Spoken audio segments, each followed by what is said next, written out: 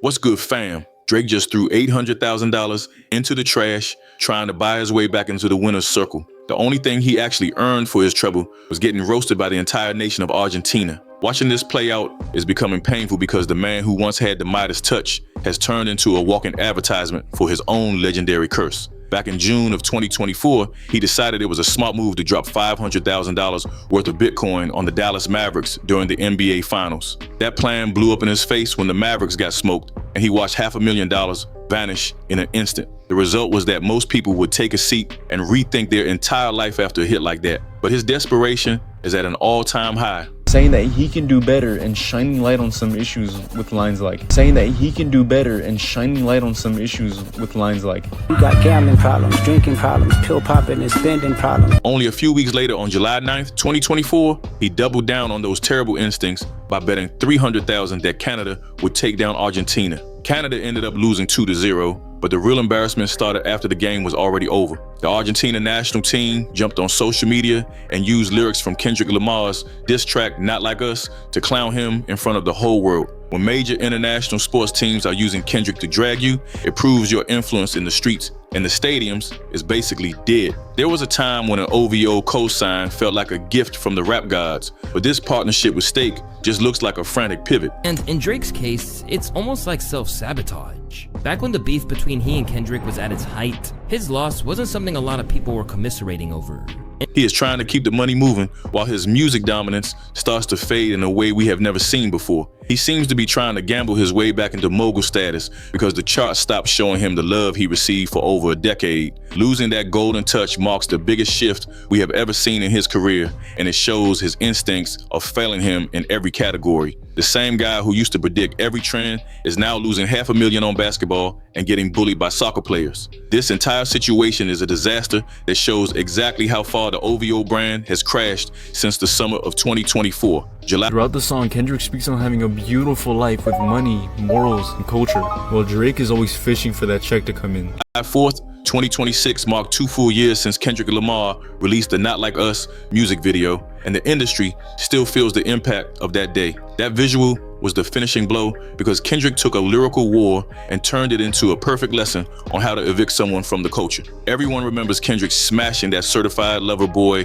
pinata to pieces with zero remorse in his eyes. People are calling that specific moment the official cremation of Drake's reputation on a global stage where everyone could watch and celebrate. The Billboard data from May of 2024 reveals a level of total destruction that Drake still has not recovered from 2 years later. It has to be arrogance. Arrogance. It has to be, because if you look at it from a Drake angle, I think he looked at it as long as I could win the internet, because this is how he's moved in the past. Kendrick's anthem debuted at #1 with ease and stayed at the top, while Drake's attempt at a comeback with the Hard Part 6 failed to crack the top 10. This was a massive downfall for a man who used to occupy the top of the charts without even breaking a sweat. The Pop Out concert on June 19, 2024 was another huge blow to his ego that showed the West Coast was fully united in his cultural deportation. Seeing the entire city of Los Angeles and every major artist in the region standing together proved that his time as a cultural leader was officially over.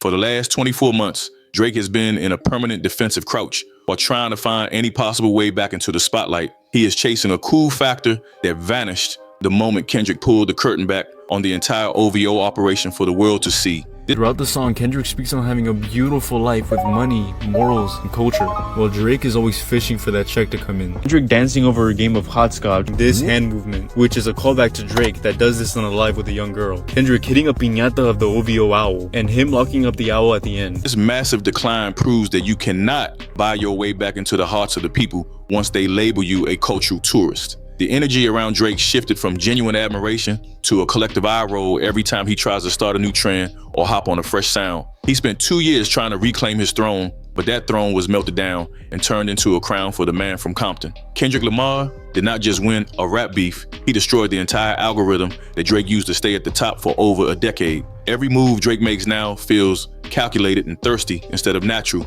and effortless like his prime years used to be.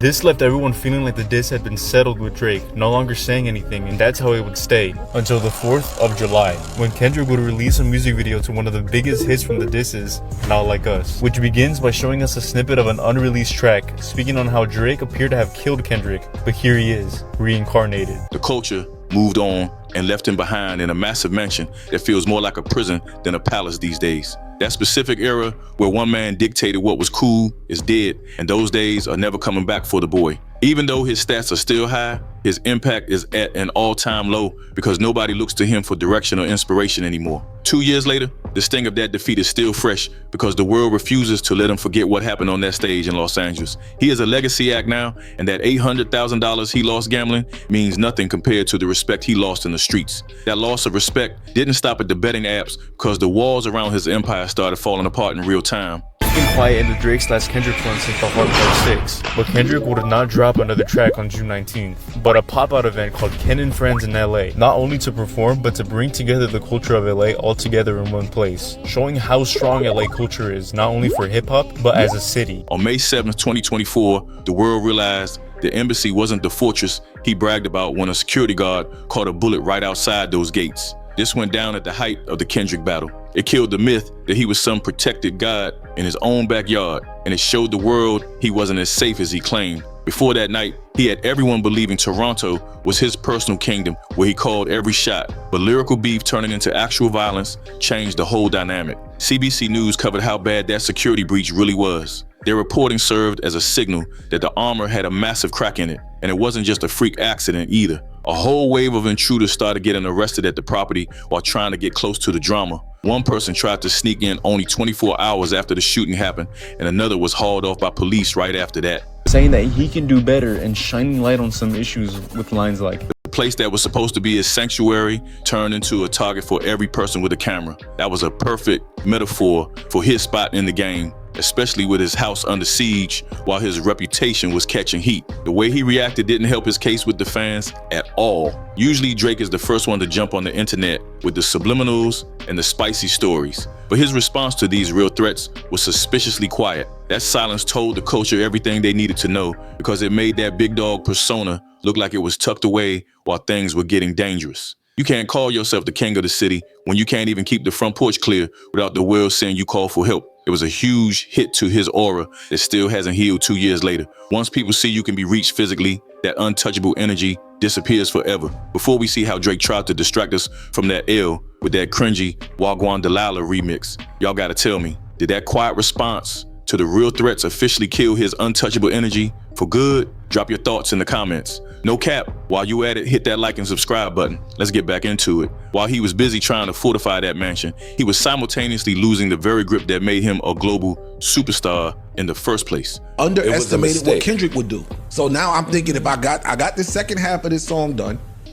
once you drop, I'm gonna drop this, and it's gonna shut y'all up for the most part. Drake got desperate to distract everyone from his lyrical defeat, so he dropped that Gwan Delilah remix in June of 2024, and it turned into a total disaster for his brand. Complex and all the other major outlets called the move divisive and cringe because it felt like he was trying way too hard to act local just to save face. He leaned into that Toronto Mandem culture so hard that he looked like a tourist in his own city, using accents to hide the fact that he just lost the biggest fight of his life. This was an obvious attempt to rally his home base, while the rest of the world was busy screaming Kendrick lyrics at every cookout and club they could find. His releases throughout 2025 and 2026 have faced shrinking numbers that the OVO camp likely never expected when they were still on top of the world. The streaming numbers stay high because of the massive machine and endless playlists behind him, but his actual cultural impact is currently sitting at an all-time low. And if I've learned anything this year, is that none of us, not a single one of us, not even me, should ever pick a fight with Kendrick Lamar. You don't see people quoting his new lines in their Instagram captions anymore, and his tracks aren't blowing out the speakers at every party like they did for the last decade. He went from being the guy who discovered the next big star to the guy who hangs on to them just to stay relevant for a few more weeks. That rollout with Gordo and that whole Iceman era perfectly showed this new reality where Drake is the one hunting for a boost instead of giving one to a newcomer. Hopping on every house sound or regional dance trend he can find makes it feel staged instead of effortless and cool. Social media started treating him like a legacy act, which is the ultimate insult for a man who prided himself on being the voice of the youth. Looking like that older guy at the club who wears the same clothes from 5 years ago, he wonders why the energy shifted to the next generation. The kids moved on to a new sound and a leader who actually stands for something, leaving Drake to try and buy his seat back with forced memes and awkward dance videos. It is a sad sight to see the man who once ran the entire industry now looking like he is just happy to even be mentioned in the conversation. His turn from trendsetter to cultural tourist is officially complete, and the receipts show that the world is simply not buying what he is selling anymore. Even the most loyal fans are starting to realize the magic is gone, and no amount of high-stakes gambling or Toronto slang will ever bring that feeling back. It has to be arrogance. Arrogance. It has to be, because if you look at it from a Drake angle, I think he looked at it as long as I could win the internet, because this is how he's moved in the past. Fighting a losing battle against time in a culture that has had enough, he is seeing the OVO era fade for good. What really stands out about these last 2 years is that his Midas touch has officially inverted, and everything Drake touches now seems to turn to absolute dust. Back in the day, he was the ultimate curator of cool, who could turn a kid from London or Atlanta into a star just by standing next to them.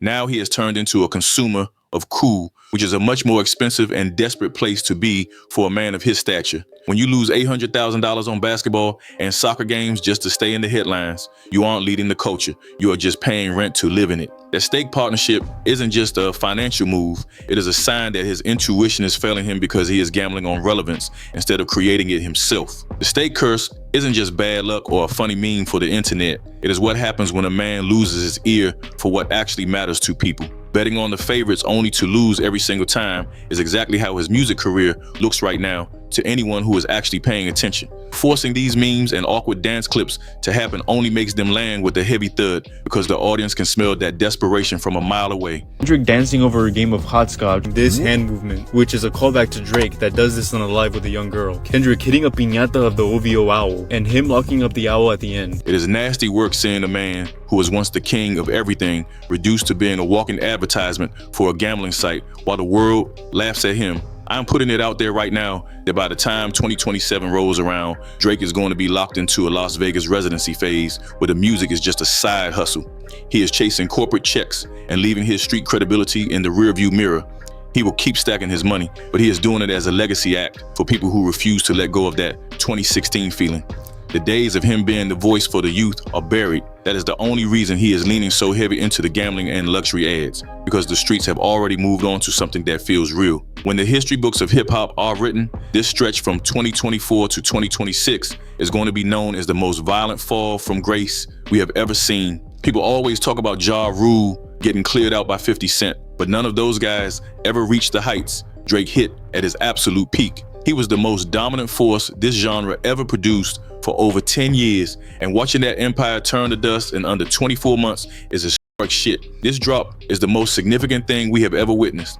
The impact of the crash was felt by everyone involved in the culture. It's been quiet in the Drake/Kendrick front since the Hard Part 6, but Kendrick would not drop another track on June 19th, but a pop-out event called Ken and Friends in LA, not only to perform, but to bring together the culture of LA all together in one place, showing how strong LA culture is, not only for hip-hop, but as a city. And if I've learned anything this year, it's that none of us, not a single one of us, not even me, should ever pick a fight with Kendrick Lamar. This left everyone feeling like the diss had been settled with Drake, no longer saying anything, and that's how it would stay until the 4th of July, when Kendrick would release a music video to one of the biggest hits from the disses, Not Like Us, which begins by showing us a snippet of an unreleased track, speaking on how Drake appeared to have killed Kendrick, but here he is, reincarnated. The bottom line is that Kendrick Lamar did not just win a rap beef, he destroyed the fucking Drake algorithm that the entire music industry used for over a decade. That system was built on the lie that he was too big to fail. Kendrick proved that the whole thing was just a collection of calculated moves that could be broken